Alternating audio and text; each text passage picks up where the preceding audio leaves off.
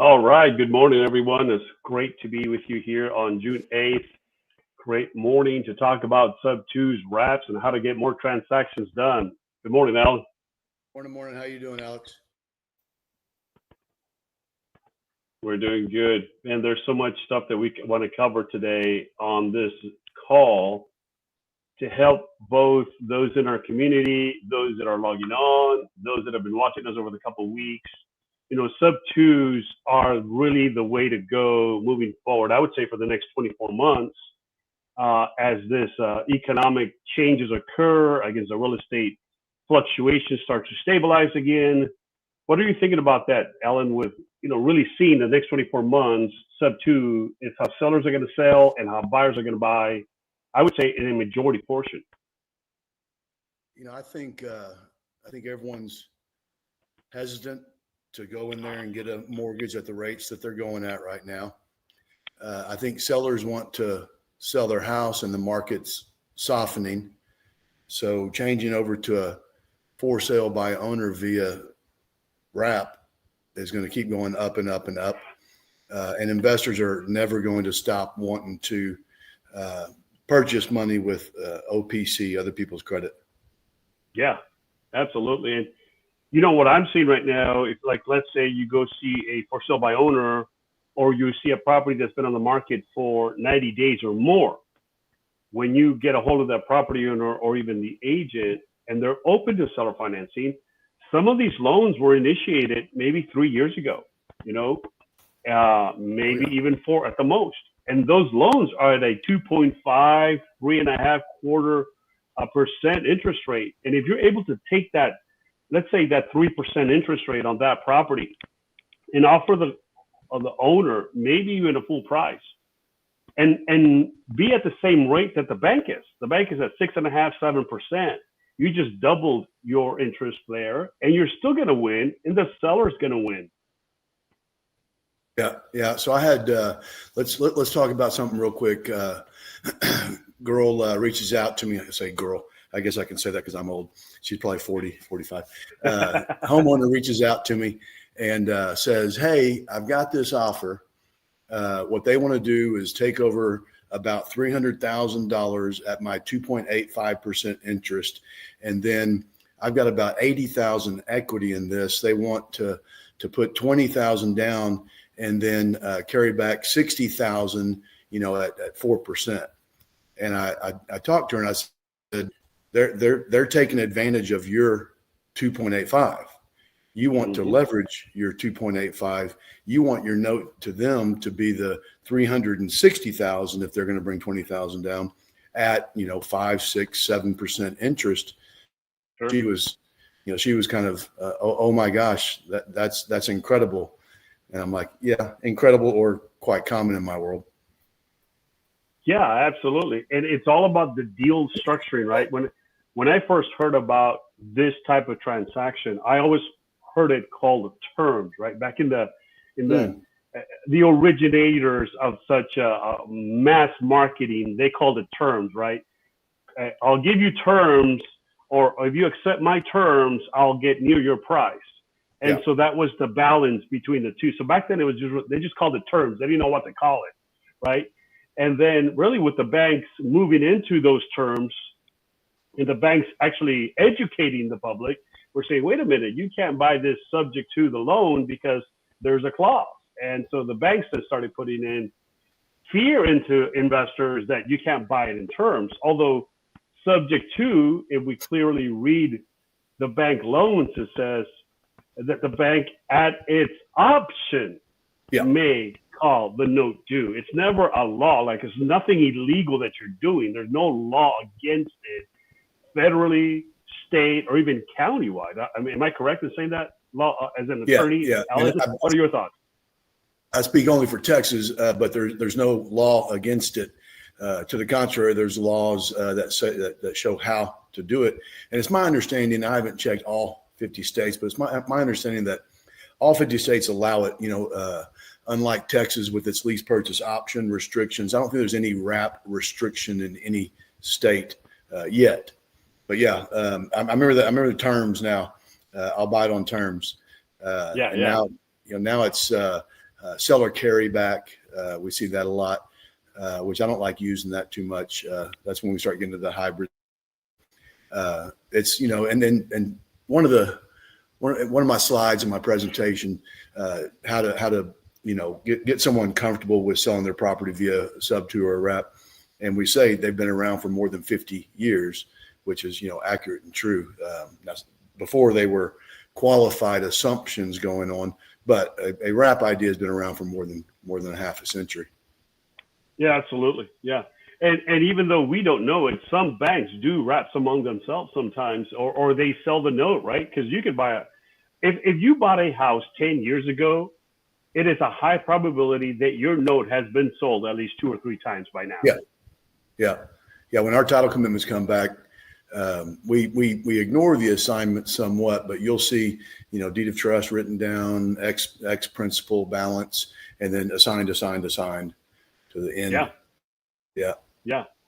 And that's a great education if an agent who is a licensed agent is seeing mortgages occur, right? They go through their desk because you're getting the title commitment, you go into a closing, you're seeing the mortgage, the new buyer's getting the mortgage, right? And they're looking at all of this.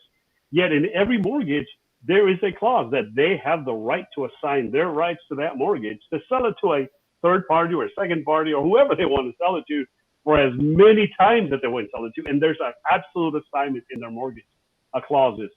Yet as real estate agents, sometimes we're taught that that's illegal, yet banks do it every single day in every form that they sign. Yeah. And I call it the, famous due on sale clause.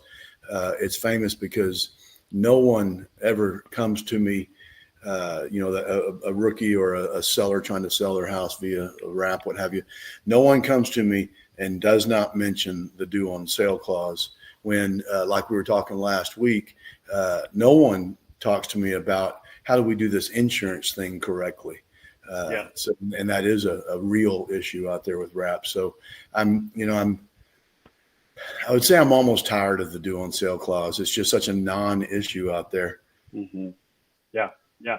But I'll tell you who has the issue with them is the agents and the brokers who get in the way of the transaction occurring. They're the ones that make it difficult, really not the seller. Sometimes not even the bank. Bank doesn't care because they just want their money every month so they can pay their stockholders, shareholders, and their larger banks who wrap it in mortgage-backed securities. Yeah. They don't want the property. Some people think they want the property to steal the equity. They don't get to steal the equity. Equity goes elsewhere. I mean, and it's like if y'all were listening a couple 4 weeks ago, I did my little walk today with my dog past that same house, still for sale. And so his name's John. I see the sign every day. I'm going to call him up and say, John, you want to check and see if your guy's ready to try seller finance? Yep. So we'll see. If there was only a way to teach agents or the public how to do these things legally, Alan, if there was only a way. If there was some course that they could take. If there was some course. And, speaking of that, voila, look at this. Alan talked to us about Wrap University. I think it's important. I think agents should be required to take it a part of SABOR before they get their license.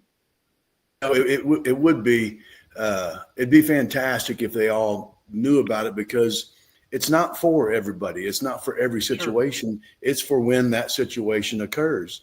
And we just did our joint venture equity partnering presentation Tuesday.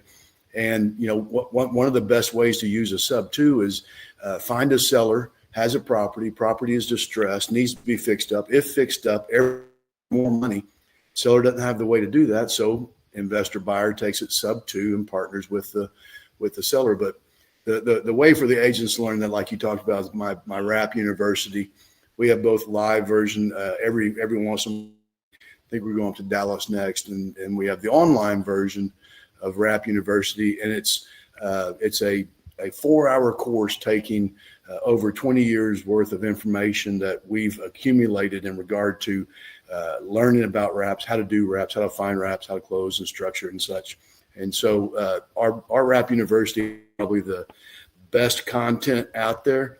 My advertising, I'll have to probably admit, might not be as flashy as some of the gurus out there selling their mentorship, coaching, et cetera. But it's high content. So down there on the screen is how to get to it, rapu.sesker.com. And if you got questions on it and want to talk about it, give me a holler.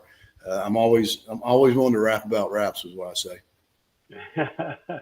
And at the same time, Alan, I know you and I have, complementary services because you help with the closing, you help with underwriting, you help with getting everything legal done through the state of Texas and forms. And what I like to do is I like to coach people, because many times they need sometimes a little bit of a hand holding. Hey, give me some case studies. Let me show you how this happens. This is how you talk to a seller. And so that's how I like to structure my type of coaching in SubTo. And because I've been doing this for 17 years, I've kind of learned one or two things with making a lot of mistakes, right? And then having attorneys like yourself walk us through the process and help us understand as well. So that's what we do as a business ourselves. We primarily look at seller financing type properties, buying in SubTo. And so right now, if you're joining us and you're listening to our call, you want to be part of our SubTo as well, go to my website, alex-sanders.com.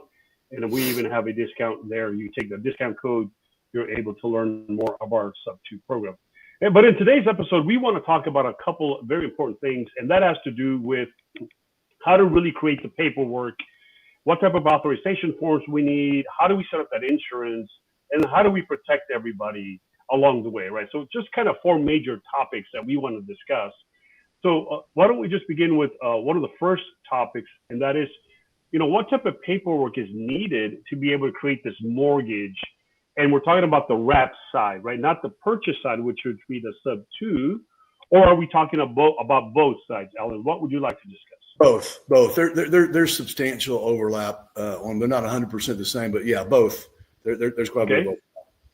So yeah. So if you're buying it SubTo, it's essentially possibly an exact wrap, but you're wrapping the underlying mortgage to yourself as an investor. Yep. Yeah. And I like that term, exact wrap. For me, from the legal side, from the title and the legal side, there is no difference in our structuring of a SubTo and a wrap. Now there's difference on the contracting side. If you bring a contract to me for a SubTo or you bring a contract to me for a wrap, I'm going to end up producing the exact same documents for those because it's an exact wrap or a bigger wrap around a smaller loan.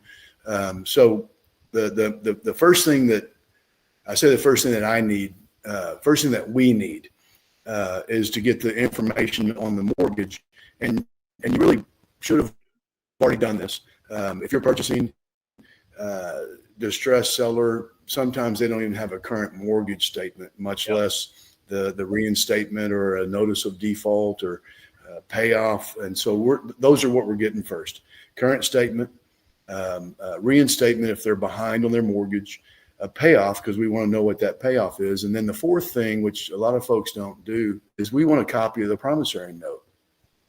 And the reason we're wanting that, and I'll tell a secret, I don't need it. My office doesn't need it. I can draft loan documents and exclude that note. It's better if I have it because I just attach it to the new exact wrap note. Right. But you want it as an investor because you want to see what's going on with that note. Has it been modified? Is it an adjustable rate note? Is there a balloon coming up? And so from a due diligence standpoint, you want that note. But those are the main documents. The four documents we want: the statement, payoff, note, and if they're behind on their mortgage, likely a reinstatement. Yeah. And what I have noticed also, Ellen, that's so important to find out is the statement you've given me already with the new escrow analysis or not, especially if you're buying a SubTo February, March, April, and maybe even May, because they may give you a February or even March, early March statement, and it doesn't have the new escrow analysis, and that can mess up your monthly cash flow. Yeah. If you don't audit that escrow account, meaning if the information isn't on a reinstatement or maybe even on the statement, sometimes if you're oblivious to what's going on with that escrow account, you could be closing and your payment go up immediately $200, $300, $400 per month. And then if you're, similarly, we just had a situation where the investor intentionally did not catch up the escrow account. Little bit inexperienced, I would say. but didn't catch that escrow account up, sold the house to an end buyer, told the end buyer, here's your monthly payment. And it was probably a stretch for the buyer to begin with. But then I think the escrow account was like $8,000 behind. And they adjusted immediately after closing. And this guy's payment went up, I think, $400 and some odd dollars. And with was only $1,200. So 33% hike. And it would have destroyed the deal. But investor came back and cleared up that escrow account. So that was a little bit of an experience. But yeah, you bring up a good point that I forgot. Escrow analysis has to be done. And in my first deals, because I didn't check it so well, it reduced my cash flow. I literally, believe it or not, and this is just for others to learn, and I'm glad you're listening. I literally have one wrap, $12.50 a month. $12.50 a month. And then it's because I didn't check the escrow appropriately. And I've been collecting $12.50 a month for 4.5 years, maybe 5 years. And that $12.50 a month pays for one Starbucks a month. So, that's what it does for me. But it's for that step, right? And that's where we're educating, so we don't mess it up. Yeah. My lowest, I think, has been around $200 cash flow. I liked it. It had about 40 or 50,000 equity in it, and so I was more. I mean, I like the $200 a month, but I wanted that 40 or 50K whenever they paid it off. I'll go pretty low. I'll go low both on the equity side and the monthly payment side, depending on what the other is doing. But I have not gotten down to $12.50 yet. Well, one day when you become as good as I will, you will be again at $12.50. But on the other side though, I made 35 cash, right? So I was happy with the 35 cash down payment, walk away, because there was no money out of my pocket on that one. So I was able to walk away with that. And so the 1250 just should have been the icing on the cake, but nonetheless, we live, we learn, we understand. So my entire goal on that one is I'm hoping that they cash me out in the next 3-4 years, and then I'm going to have another 30K on the back end. So I'll make up the 1250 because of the back end coming in. Well, and we closed one. It was a little bit atypical, but almost the same type deal as what you accidentally were dealing with. They took the property SubTo, and then they brought a contract in and said they were selling it SubTo. And I was like, I don't know if they got this right. And so we watch our files, and I've got this theory called partners in title. And whenever I see something, my team pushes pause, gets me involved, and we make a phone call and see if we can teach people stuff. And so I called out, and it turned out he's like, no, I'm cool. I'm getting $25,000 down. It's an exact wrap. I'm getting rid of it. I'm out of the middle. So it was kind of like an assignment of sorts, but I have not seen that one very often, but that is an option. You take your 25,000 at close or whatever, and then you're out. Just move on to the next. Oh, absolutely. In fact, I have one that I want to talk about later on where I'm taking it. I create the structure with the seller, then just assign it, and then somebody else take it over as a buy and hold or Airbnb it or whatever they want to do with it. They can wrap it if they like, but I do have some investors that I connect with, but that's all they do. They go ahead and create the structure on the SubTo portion and then just wholesale the deal and they keep moving. Now, there's issues there though also, because you've got to be very clear with your investor buyer who you're wholesaling it to, that they fully understand the process appropriately, that they set everything right. The insurance got to be set up right. You've got to set the escrow servicing just right. The monthly mortgage just right. Otherwise, you're going to be doing a disservice to the seller. Yeah. There's a education process for someone who's taken that property and isn't extremely familiar with a SubTo acquisition. And we've got a lot of material for that. And I'm going back to something you said. My RAP University is not a substitute for an Alex Sanders. It's a supplement. If you want someone to drop in and be able to learn at their own pace, but easily and quickly, as opposed to 2 years of watching you, they can drop into my university, and then now you work together as mentor and student.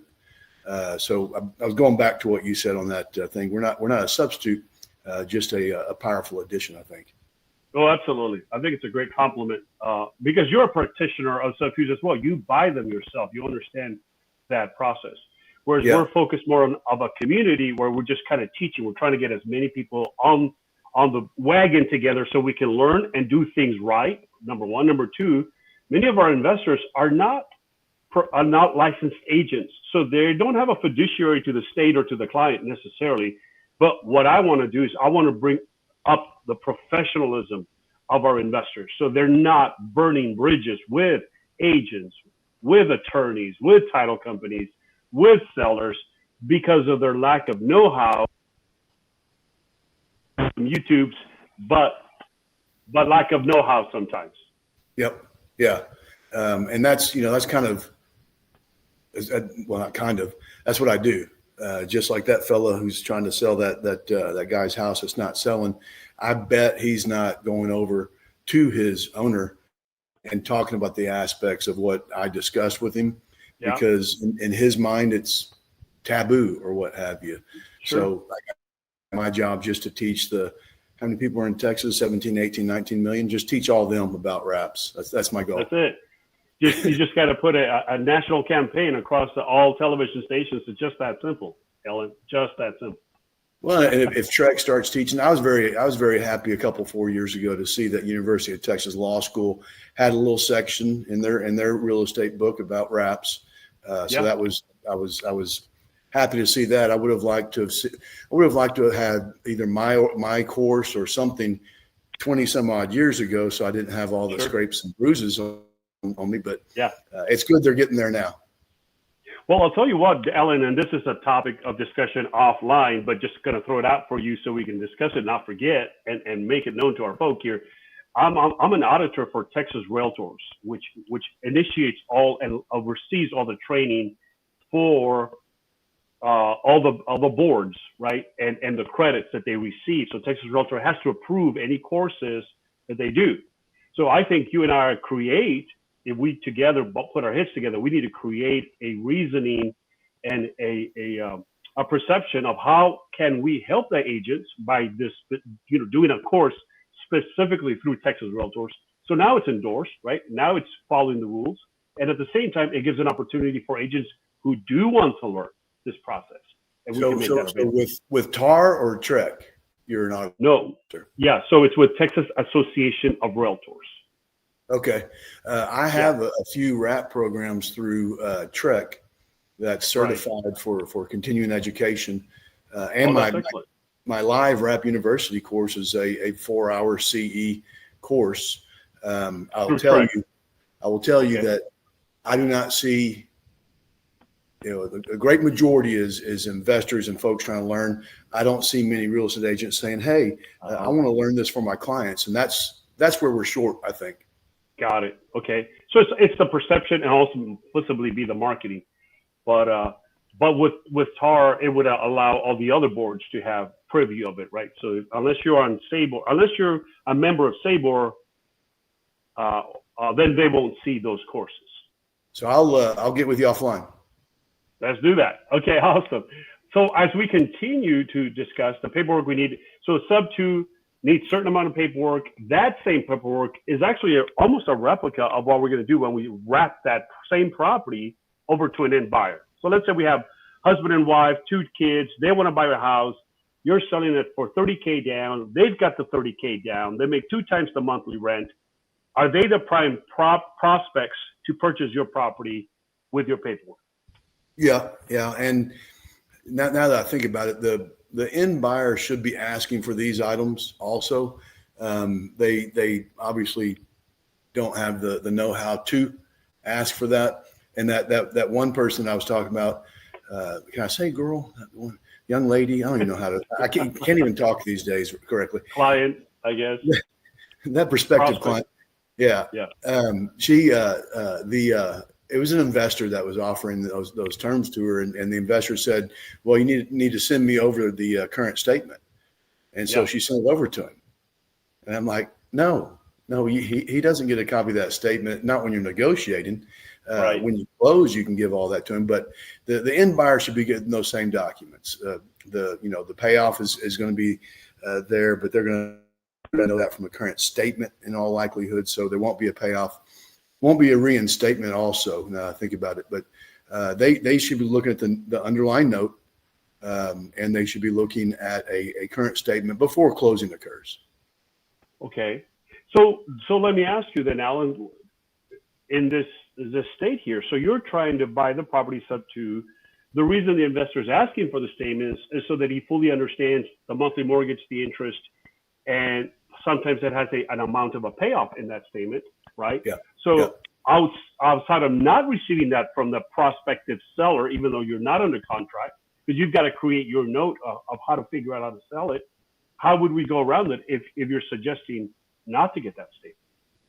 Well, on the buy side, when I'm selling, the end buyer, they're going to get the information, but it's not while we're negotiating. Negotiating. Okay, so you're talking. Got it.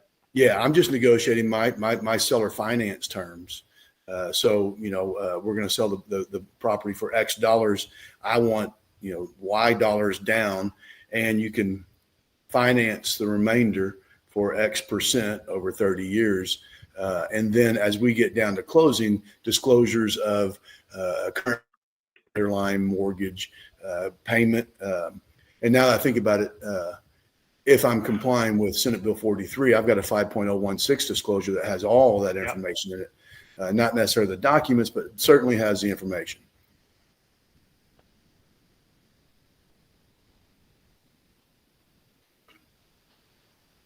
Okay. Yeah. So I get it. So I'm sorry. You were saying, you as the owner now selling it to the end buyer, how much information you're going to provide them. Yeah. Yeah. And with that 5016 requirement, if you're doing your fourth one for the year, you're giving them that 5016, and I say give the 5016 in all situations. Yes. Might as well, kind of like using an RMLO. If you're in the business, use the RMLO. I'm passing the cost on to my end buyer anyway. But that 5016 is going to have all the data on the mortgage when you provide that form. I agree. I use it for every single one. I prefer them to know everything. I like to do everything transparent. So they say, hey, listen, I don't want to sell you a house that you do not want to buy. The last thing I need is you to get upset 2 years later, figure out that there's an underlying mortgage. So I clearly tell them that you want to sell it, you want to buy the house, great, I'll sell it to you. If you don't want to buy the house, guess what? You're not my buyer. I'll go find somebody else. But these are the terms, and this is all the stuff that I have to deal with. So if you miss my payment, I got to miss their payment. Now everything falls apart. So I say, Alan or whoever, I say, Miss Client, are you looking to not make your payment every month? Right? Of course, they're going to say, no, I'm not. I say, great. Then we will not have a problem. Yeah. Yeah. And that end buyer knowing that if they don't make a payment, it's going to fall outside of my hands. The original lender is going to come and start foreclosing. So I can be nice, I can be mean, I can be whatever I am, but that's irrelevant because you've got PHH or Mr. Cooper or whoever coming in foreclosing. So it's not, it kind of makes me the okay cop, maybe not the good cop, but I'm not the bad cop. They're the bad cop, and they need to know that. Yeah, absolutely, because sometimes they think you're the guy, right? You're the one that makes the decision, and you really don't. Like during COVID, I had two of my SubTo people says, oh, I'm going to stop paying my mortgage because nobody across the country is paying their mortgage. I'm like, yeah, but they're FDIC and they're a bank. And so they fall under different regulations. I'm a private lender, so you will pay. You choose not to pay, then you're going to lose the house. How would you like to move forward? End of story. Yeah. Yeah. So they're going to test you. And I think, I don't know if we discussed it previously, but I am a very nice lender when there's a default.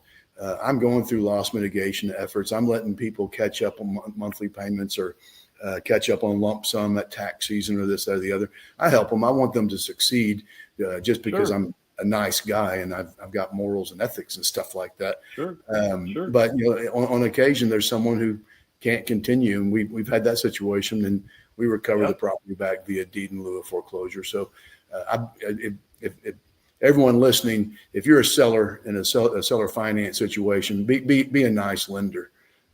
It's way better than the alternative.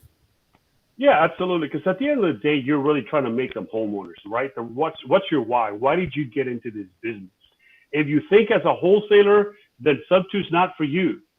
right? Because as a wholesaler, it's a transaction process. You're in, you're out, you want your money. That's all you care about. But as a sub-2, you're becoming a lender. So there is a 30-year marriage involvement, whether it be you or your secretary or your assistant or your escrow officer or an attorney or the bank or the seller. There is a relationship continuity. And so you've got to keep up with that relationship building. So obviously that is a different mindset, especially if you're moving in from wholesaling or even as a real estate agent. It's a transaction. You don't necessarily have to stay in touch with your buyer or your seller, but you can, right? But you do it only because you want more leads. But in a sub-2, you're running two different operations with the left and the right, and you're making sure everything goes smoothly, consistently along the way. Yeah, we have one agent that closes as the real estate for the end buyers usually, and he knows he's staying involved.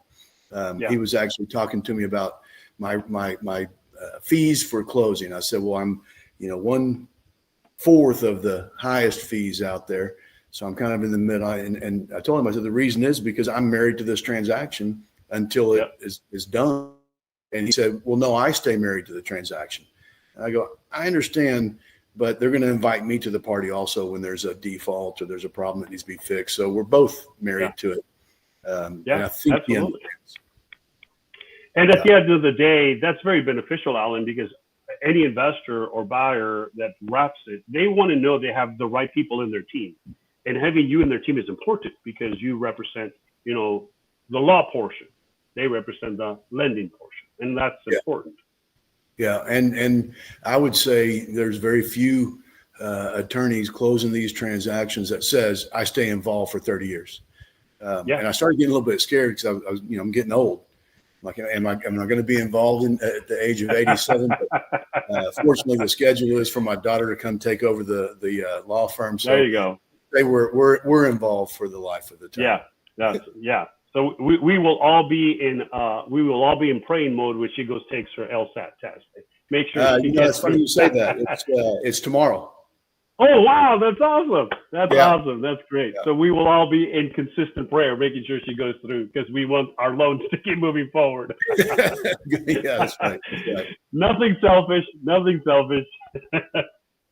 Awesome. Well, great. Congratulations to her. We're excited that is occurring. I appreciate it. Alan, so what type of authorizations are required on any of the transaction process?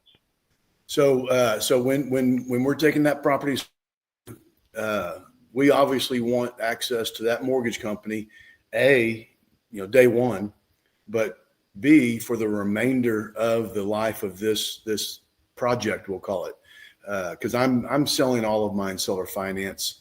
I don't think I've ever sold one conventionally, really, to tell you the truth. I want that monthly cash flow. So I need access to that mortgage company for the remainder of that mortgage staying in place. So we get an authorization for the investor to have access, the investor buyer, to have access to that mortgage company. But simultaneously, sometimes with the same document, if someone works with our office quite a bit, we've created a mutual document. But simultaneously, we want the law office, to have access to that mortgage. And so I've got an authorization that I give to investors to have them sign simultaneously with theirs that they're getting. And then at closing, we also sign yet another authorization that has joined both the investor and my office. And the reason for my office is really if the bank mortgage company decides to be a little bit fussy, we'll say, and they're not working with the investor anymore, sometimes an authorization from a law office is respected a bit more. And so that way it allows me to say, hey, we really do want X, Y, or Z information. And then they comply. And then one last document that I generate at closing is a power of attorney. So if they're being a little bit disrespectful and not recognizing any of the authorizations, then I send that power of attorney in, and hopefully that gets respected. And the power of attorney also allows us to sign off on return of escrow funds after close, also insurance funds and things of that nature. So there's quite a bit, but at the inception, we just want that authorization for the investor to have access. Sure. What I like to do, Ellen, and maybe I'll need your advice on this. I always like to get a limited power of attorney from the get-go from the seller, and that way I'm always in constant connection with the bank. But we make our limited power of attorney, and we put a stipulation in there, which before I didn't, and now I do because I have learned my lesson, and that is this authorization will endure for the life of this loan, or something of that terms. And without it, they won't talk to you next year or even 6 months from now. I agree 100%. We haven't incorporated that yet. It's more from the investor side, but we do have situations where mortgage companies arbitrarily says, nope, that authorization is only good for 90 days, or that authorization is 2 years old. So those types of things. So that limited power of attorney comes into play in those situations. Also, as you were talking about before, mortgage company one's going to likely sell that mortgage during the life of it. Yep. And so that limited power of attorney comes into play because it's going to have language in there that says, authorizing XYZ mortgage company or any subsequent holder of this note, blah, blah. So, that's a very good point that maybe I should incorporate into my closing package in general. So maybe we'll talk offline about that too. And that's why we have these visits. This is why we have these visits. Exactly. Right. Exactly. And there's so many tips that you have available that, that we're learning from, because it only makes us better at what we're doing. And at the end of the day, it's how can we protect the seller? How can we protect us? And how can we protect the buyer? That's why we're doing this, right? Because it's a community service. We have to serve the client. The consumer has many laws towards them, and we don't want to break any consumer laws at the same way, because we're dealing with mortgages. We're dealing with true stipulations that are created for that protection. So and just like this discussion we're having, I've got my my RAP and SubTo community on Facebook that I want to grow that to thousands and thousands nationwide for this exact purpose. Maybe over in New Jersey they figured out that they can do XYZ better this way, that way, or the other. So that's why we're talking today, and that's why I want people to go to that Facebook community also. Yeah, and we'll keep promoting that so we can grow that together. Absolutely. Sheldon, let's go to the third question here. The third topic of today is how do then we set up a homeowner's insurance so that it stays valid on that property for the duration of the new buyer, the wrap buyer, and so that the bank approves it or authorizes as a legal paperwork. So this is I say the due on sale clause is a non-issue. Getting homeowners insurance in place is an issue.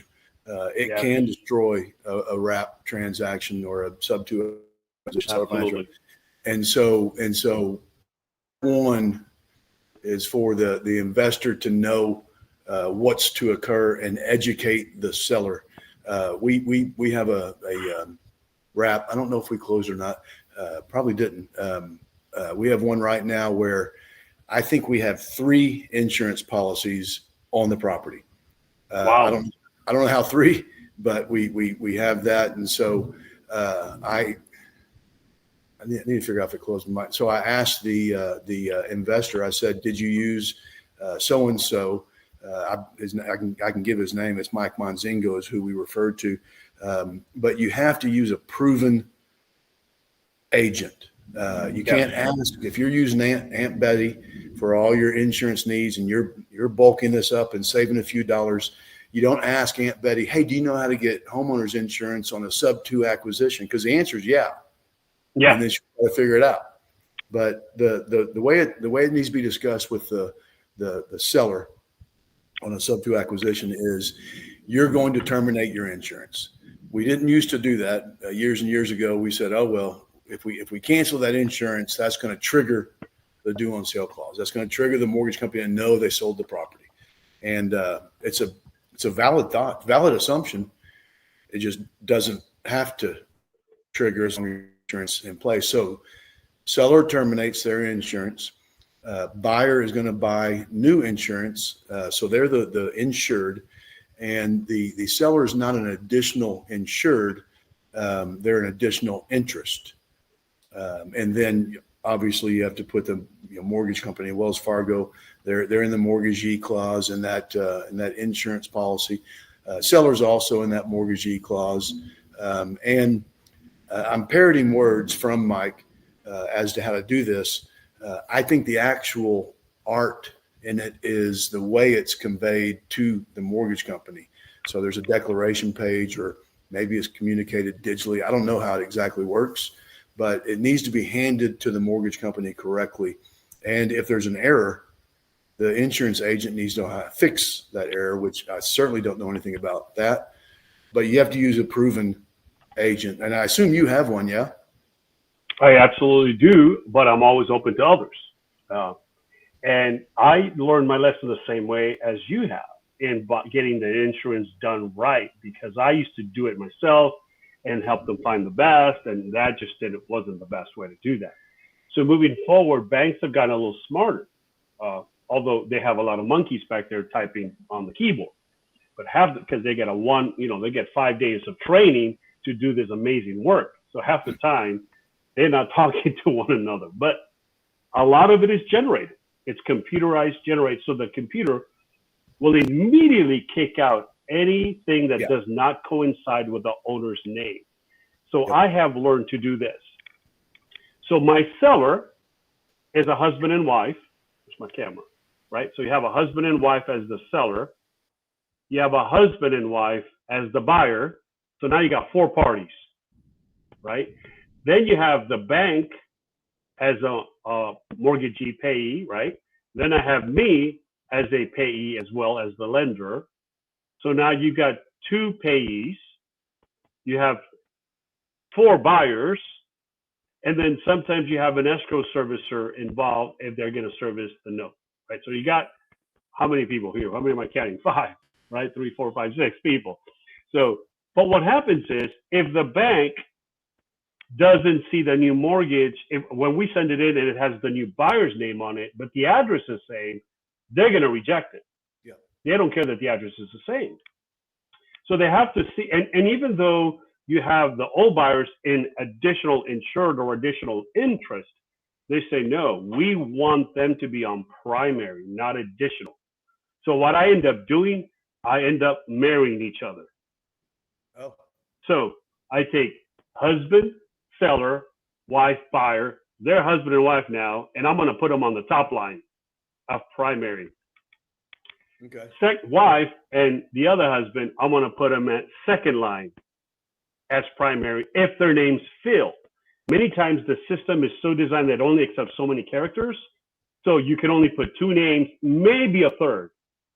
So what I do is husband, wife mixed, and then the third will be another primary or the end buyer, and then the additional insured or additional interest will be the other party, whatever's left. But that's the only way that I have figured out, especially PennyMac will not accept it unless it has one of the names of that original underlying loan mortgagee. So so 2 things. First, there's a storm coming through. If you lose me, I'll try to jump back on. Second thing is you're in the trenches substantially more than I am. Sure. What I do is I say, Mike, I don't care about any of this stuff. Go do it. Just get it done. So he gives me the high level notes of what he does. But I mean, and having the right insurance person can help you, considerably. Yes. So when there's a problem, I get to just say, okay, Mike, this is insurance problem. You're on. Sure. It ain't mine. Yeah. And then the other thing is, I use him for mine. I had a insurance claim, and claim dollars were to come back to me. And I woke up one morning and realized, shoot, I didn't tell Mike. He's going to send it over to that old owner, and so I called him up. I'm like, Mike, what's the status of the check? He goes, mailed out yesterday. I was like, oh, where was it mailed to, Mike? And he said, it was mailed to that person. I go, okay, my bad. I didn't tell you. So what was cool was just with that one phone call, stop pay on that check, reissue new check, send down to me. That kind of relationship, and it saved us $8,000. Oh, wow. Yeah. So I like that. Yeah, absolutely. And because you're able to pick up the phone and do that, that's important. I can do that with my agent, but I trained her to do that even better, right? So she was doing it for me before, but now we're rinse and repeat. But that's the importance of coaching, right? Because I believe that I want to know every single step so that I know what's going on in the background. At least that's just me, right? Because that's how I coach people, so they know how to do it the right way, not the wrong Absolutely. way. Yeah, no, Yeah. you need to know more. Yeah. You're teaching those in the trenches aspects of it. So I don't. I just need to know how. That's right. Yeah, and I'm with you. And excellent. What I want to take a real quick moment before we go to the next question, Alan, I want to share a quick screen. And anybody that is on the call, I want to share with you a property. If you're open and looking to buy a SubTo, I want to show you one. So I'll get us off the screen there for a moment.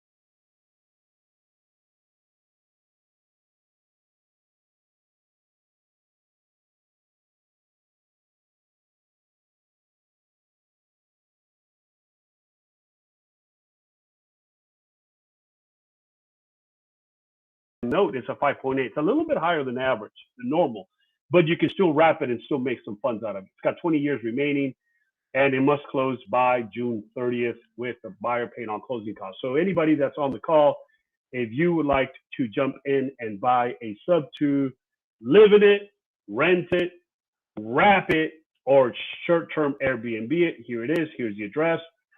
Send me a message or text, and I'll send you the link. It's literally, if you find it, you'll see it on Zillow as well. That's the way I have it listed, because I'm looking to sell it as a wholesale deal or also selling it as a seller fi deal. I always prefer to sell seller fi straight to an owner occupant, but I am making it available for others as well.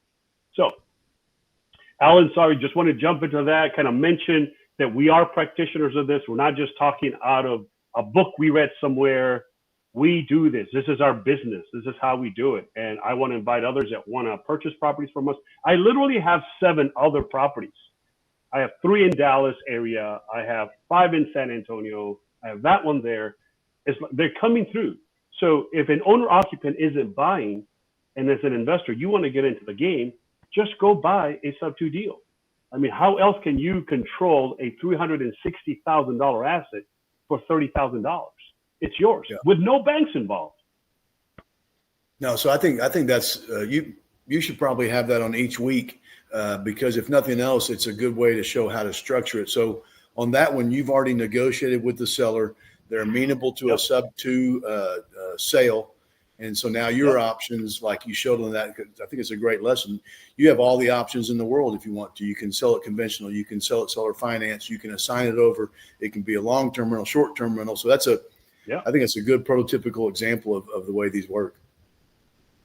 Yeah, and the important thing about an investor is you have many exit strategies. Don't get stuck in, I got to buy it, and now I have to just rent it, right? No, there's so many strategies that you can do. Rent it for a season, Airbnb it during the summer, make the most cash out of it during the summer, turn around and rent it for another, 6-9 months, right? Or turn it into, there's another option. There's corporate housing. There's traveling nurses.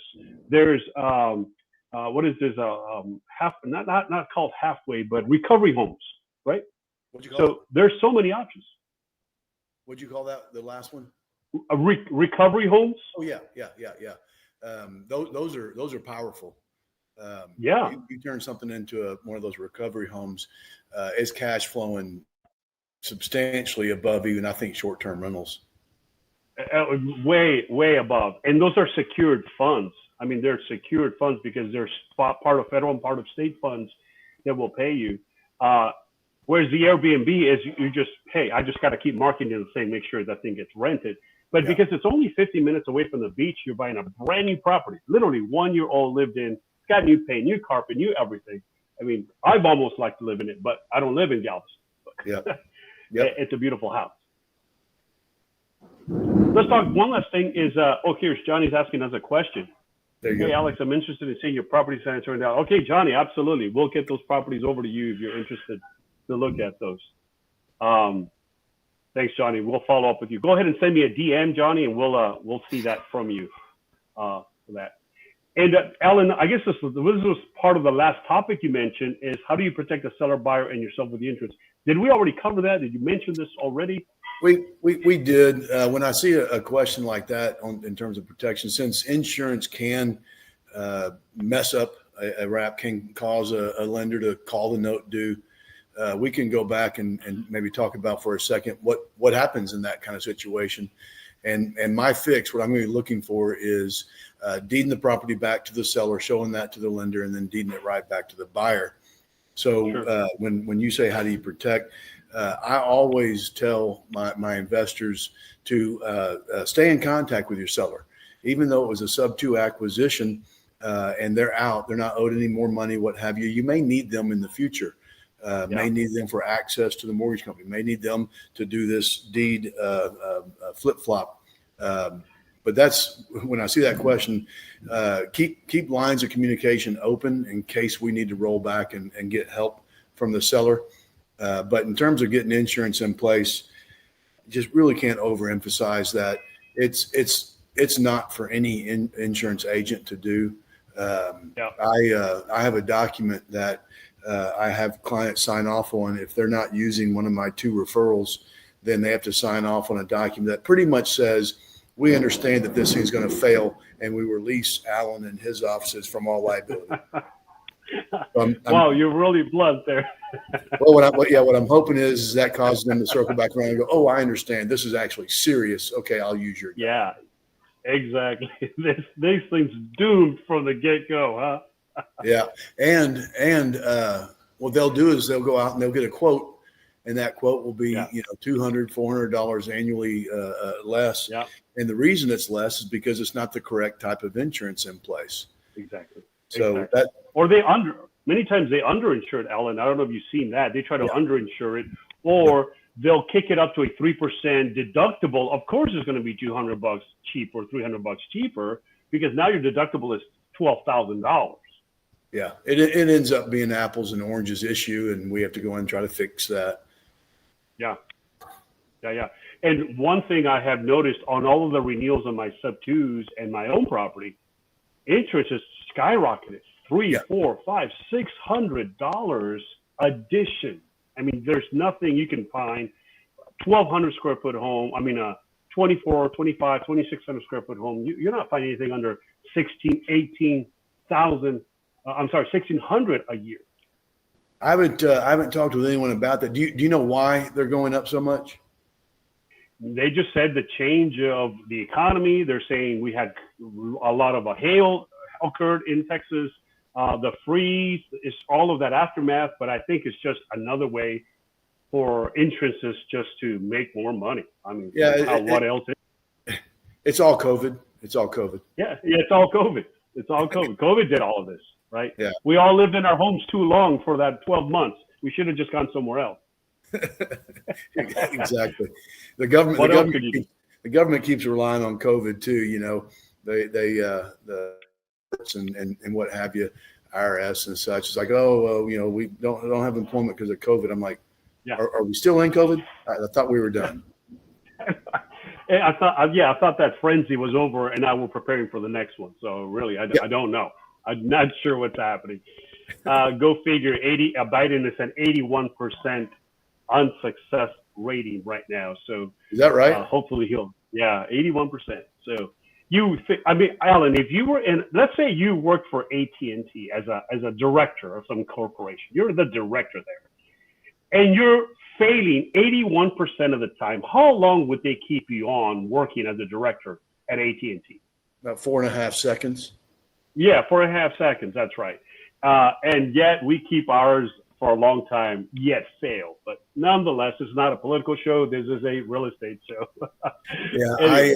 I made a promise that I was going to abandon all discussions of politics. Yeah. And I've done pretty well so far during this presidency. I've done pretty well. Okay. So we'll just ask the typesetter, please disregard the last 1 minute, and the typesetter will take it off. So, There you go. So we're good for that. Alan, look at this. Johnny saying Alan is the man. All right. Awesome. Thanks, Johnny. We appreciate it. Well, guys, thank you all for joining us this week. As you know, we do this every Thursday is what we've been trying to keep a record of so that we can all stay connected. Please go ahead and follow Alan. Make sure you find his Rap University. You can find his Facebook page as well. On Facebook, just type in Sheshkar. You'll find his page. And you also want to find his Rap University. Log into that, and you're able to be part of his training program. He does do them live, and we like to post those whenever he does. We'll share them as well for everyone to know that when he does do them live in different places. Just 2 weeks ago, Alan, maybe you did that one in Austin. That was a really good one. Maybe 3 weeks ago, I can't remember. Yeah, and I think we're going to try to go up to Dallas on July 21. I think we have about 2 or 3 different events occurring. So I'm going to plug one up in Dallas, and then Houston will be next. Okay, awesome. So those of you who are in the Dallas and the Houston area, please make sure and visit with Alan. Stick up to date with his Facebook so you'll know his dates coming up. And then all of those of you who are interested in being part of our coaching program, we're able to do that. You go to my website at alex@standards.com. You're going to find the coaching link there. Just click on it, and it will take you straight. We teach you how to learn all that information that we're talking about today. So reach out to us if you're looking to buy a SubTo. We got a couple of them ready to sell. They're already ready to be wrapped. So you would end up being the wrap buyer to hold it, Airbnb it, rent it, whatever it is that you like to do. Thank you all. We're going to sign off today. Alan, thanks for joining. You bet. We talk to you all soon.